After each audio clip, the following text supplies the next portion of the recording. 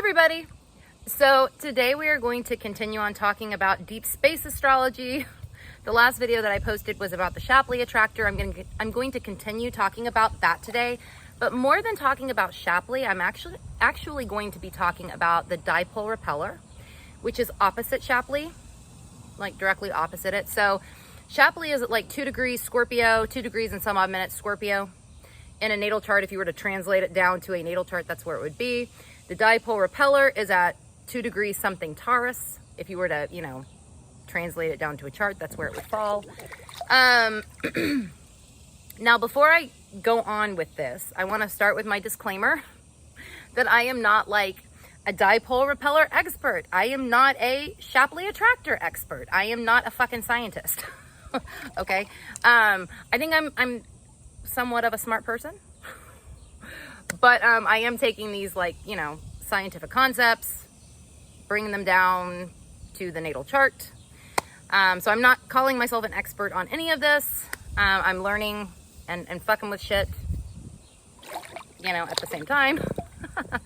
And the Dipole Repeller is one that I've been fucking with it for a while, but not quite as long as I've been fucking with Shapley. So this one is, out of all the deep space stuff, this one is the newest one that I've fucked with or been fucking with.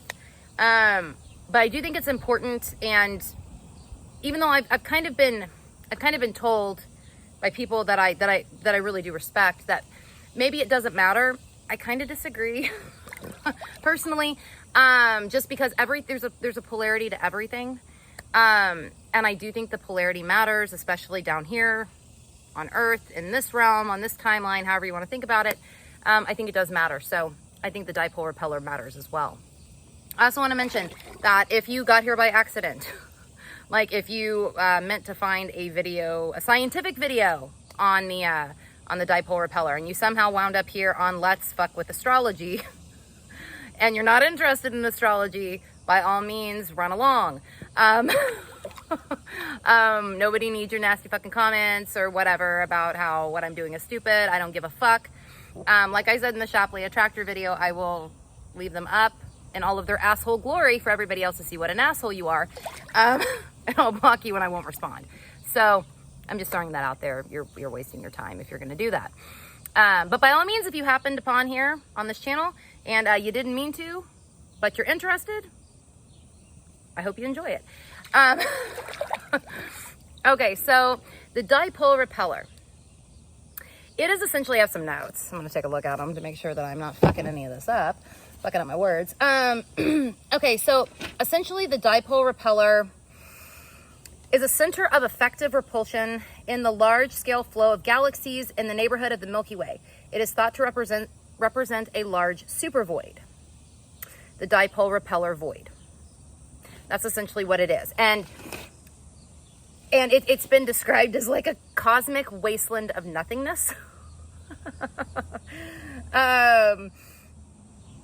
And so it's just kind of like this this void, this big void where there's like nothing there.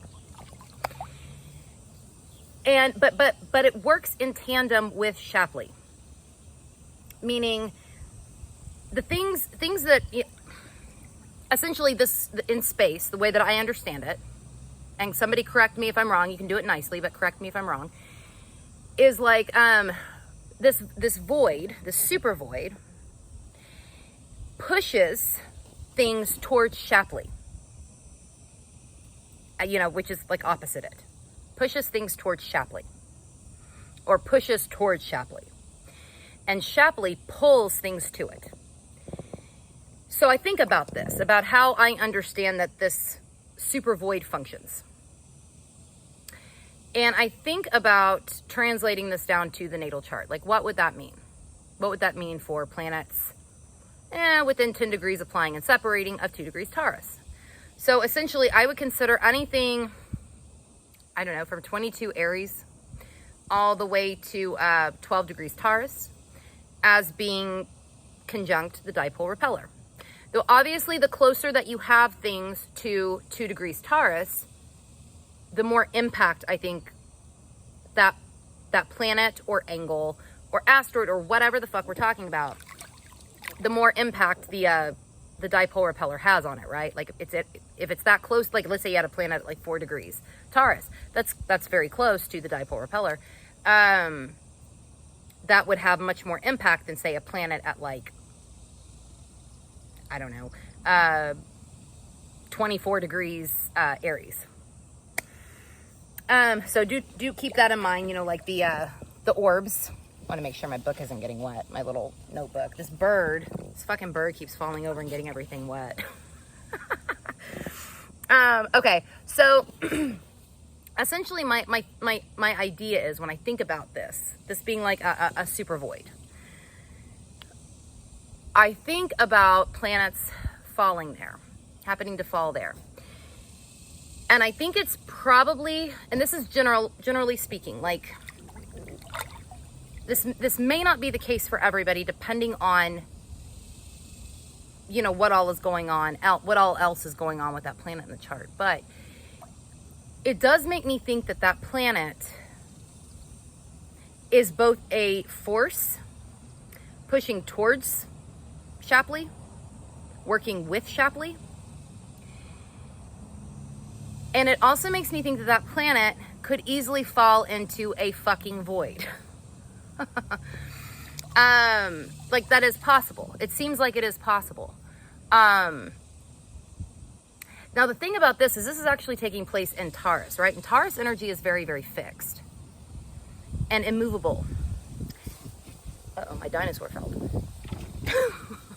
It's very, very fixed and immovable. It can be, right? So it does make me think that if a planet or an angle or what have you conjunct the dipole repeller happens to feel like it's falling into the void in some way, it might be really hard to stop that from happening.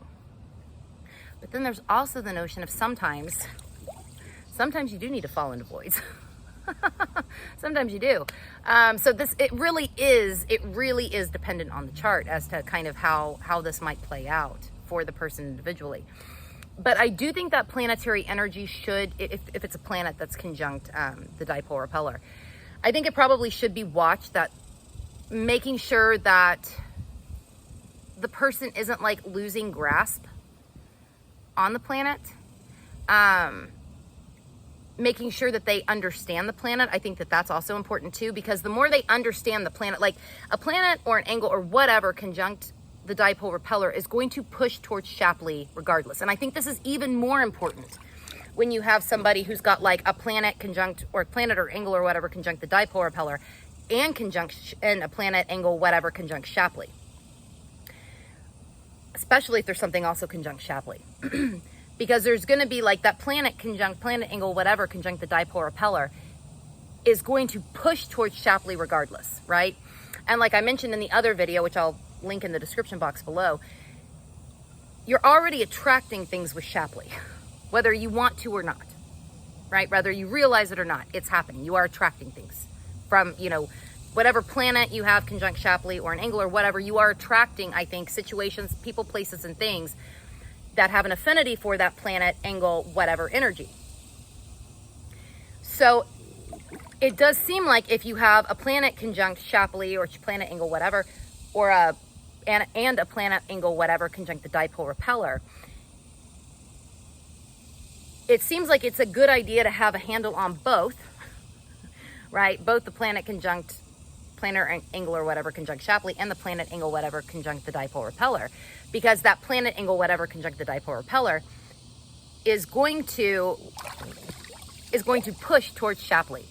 So you want to make sure that, again, you are functioning this planet from the highest vibration possible. And planets have a higher vibration and a lower vibration, right, that they can function from, and also a neutral vibration. So it's probably best that it's functioning from the highest vibration on both ends.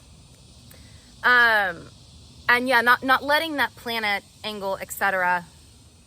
get lost. It does seem like that could be a thing that happens with stuff conjunct the dipole repeller in the chart. It does seem like it's possible. Or like that energy could feel like a void within us. Like there is a void of that energy within us. Like, let's say you had, let's say you had Venus there, conjunct the dipole repeller, within like 2 degrees or something. There could be like a feeling of perhaps there being like a void of love or something like that. That is possible. I do think that it's possible that a planet or whatever conjunct conjunct the dipole repeller could point to voids that we have as well, or ways that we feel like we have voids or what have you. That also seems very, very, very possible. Let me think if there was anything else that I wanted to mention here with this.